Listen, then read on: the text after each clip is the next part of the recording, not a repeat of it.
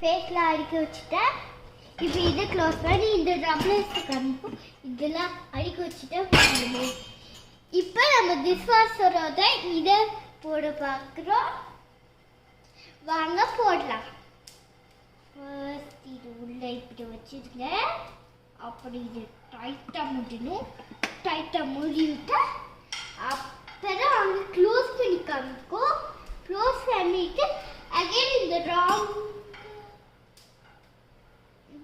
Wrong அமுக்குனா அது நின்னது guys.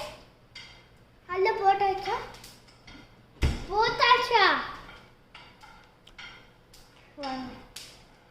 இதுனா அப்படி இது அமுக்குனா அது ஸ்டார்ட் ஆயிடும்.